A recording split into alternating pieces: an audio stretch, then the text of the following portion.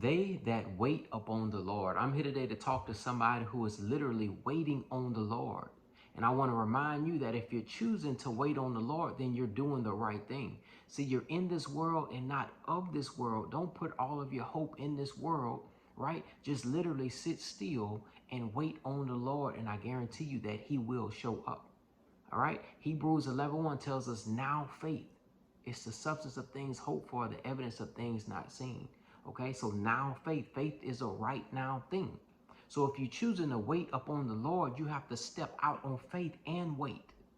All right. You have to choose to step out on faith and wait. And many people will say, well, how do you wait on the Lord? Do you just take a nap? Do you just chill? Do you do nothing?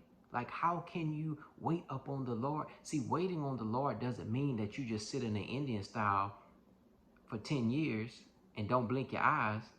No. See, you can still be yourself while you wait. You can still go to work while you wait, right? You can be active while you wait. But see, waiting, it involves a stillness that's settled in your soul. When you're really settled on something, it doesn't bother you anymore. Oftentimes, the things that we're hoping for, the things that we're praying for, we sit there and we wrestle with it all day long. Do we believe God about this? Do we believe God about that? But when you truly choose to wait on the Lord, it's settled. Now you can focus on the 20 other things that God will have you to do for that day. But God wants you to stop worrying about this. You see, a lot of times in terms of prayer, when we bring our problems to God and we lay them all down at his feet like we're supposed to, then what do we end up doing? We pick them right back up and take them right back with us. So when we really leave it at his feet, guess what? That means don't worry about it. Okay? See, when you choose to look at your problems, they look really big. All right? But when you choose to look at God, he looks really big. So you have to choose your big. Choose what you want to magnify today. You want to magnify your problems? Go ahead. Cool. It's just going to burn you out. It's just going to wear you out. You're just going to overthink it. You're just going to start multiplying it. You're just going to dig deeper into that problem. Go ahead. All right? But, when you choose to look at God and when you choose to magnify him, guess what? He only gets bigger. See what I'm saying? So you want to choose to always look at God. But here's the catchy part. The more you look at God, the bigger he gets and the smaller your problems become. But the more you look at your problems, the bigger they get. And in your mind, the smaller God is, because you're thinking, man, how am I going to do this? How am I going to do this? What's going to go on? You all over the place, right? But I want to challenge you today to choose to wait on the Lord, okay? I'm right here in Isaiah 40, verse 31, and I'm going to read it to you. It says, but they that wait upon the Lord shall renew their strength. They shall mount up with wings as eagles. They shall run and not be weary. Talking about you. You're going to run and not be weary. They shall walk and not faint. All right, so let's back up a little bit. But they that wait upon the Lord shall renew their strength. See, in order to get your strength renewed, you have to wait on the Lord. Let me give you an example. If I have an empty water bottle right here, right? If I want this thing renewed or if I want this thing refilled, guess what?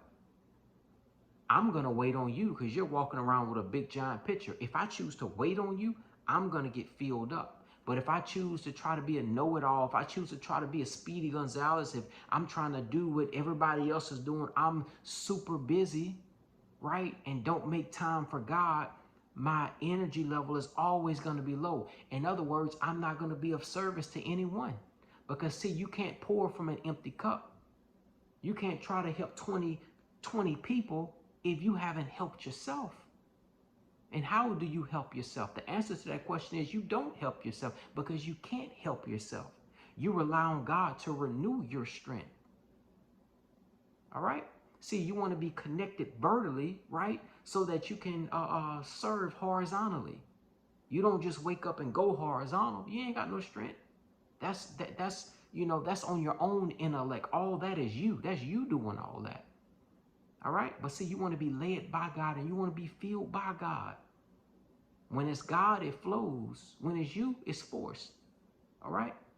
So they that wait upon the Lord shall renew their strength. Like I said, you got to wait.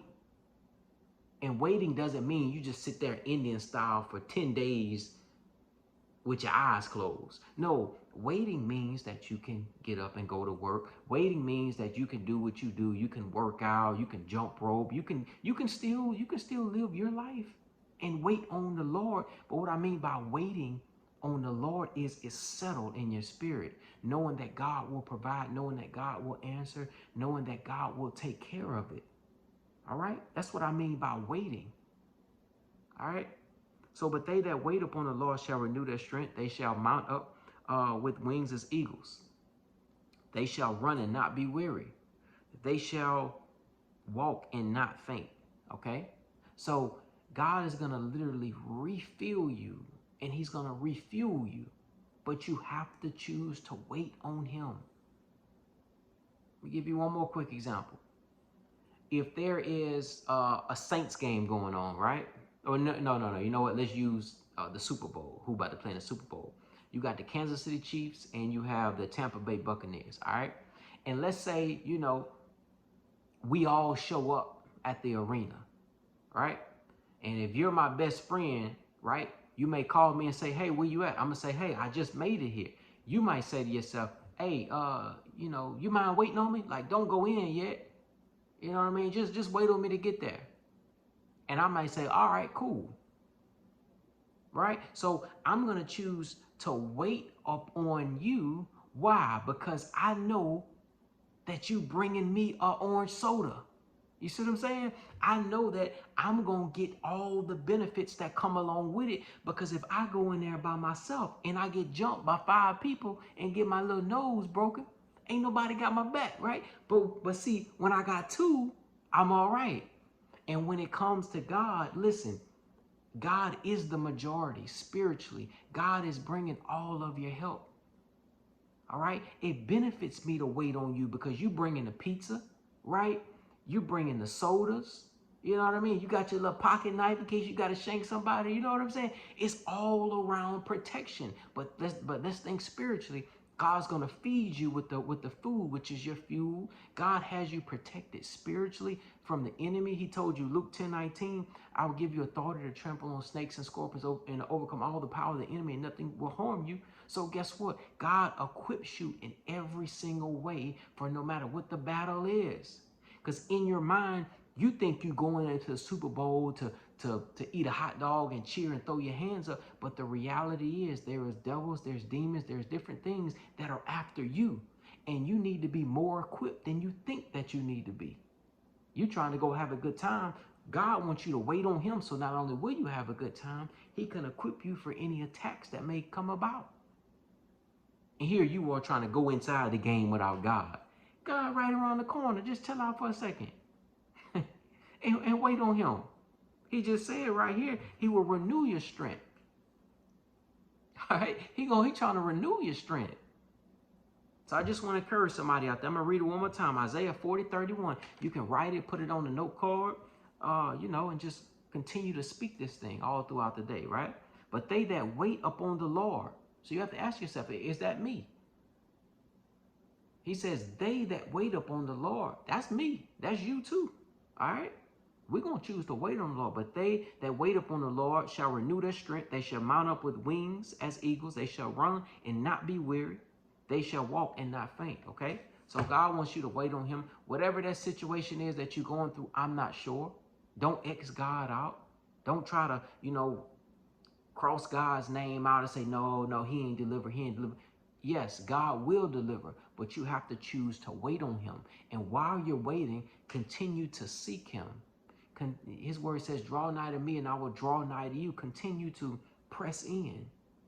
Develop your relationship with him more. Keep on pressing in because God hears you and God is with you and God will refill you and refuel you. Okay? Hey, love you all so much. Thanks for tuning in to another video. Subscribe to the channel. Plenty more videos on the way. Talk to you all in the very next video.